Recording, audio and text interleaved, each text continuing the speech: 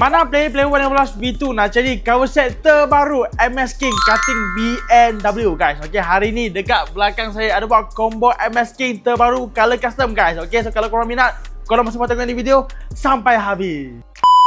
Okay guys, untuk combo ni ada bagi korang cover set terbaru jenama Velozi. Korang boleh nampak design dia MS King. Dah siap stiker tanah spray 2K.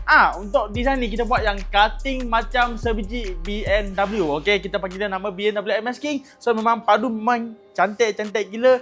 Cun-cun Cina guys. Untuk suspension system pula, yang bahagian depan kita pergi suspension fork depan jenama Espada. Cutting standard dah siap lowered 1.5 inci untuk korang geng. Okey, tak lupa juga untuk suspension belakang.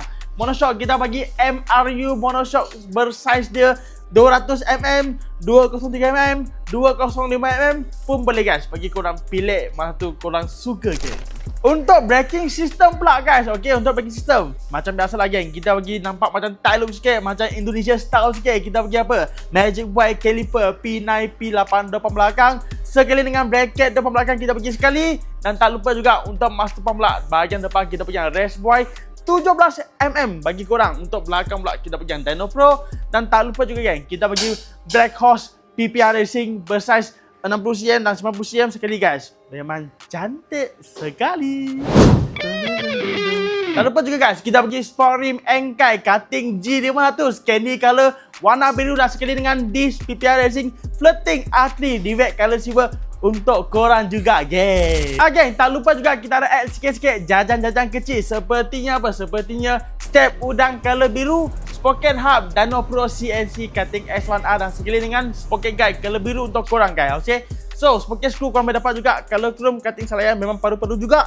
Dan tak lupa juga kita bagi apa? Kita bagi brake horse holder, handle grip, chain adjuster color biru. Dan last paling penting sekali guys, kita bagi skru salayan original daripada Vietnam. Paling penting washer color biru untuk korang.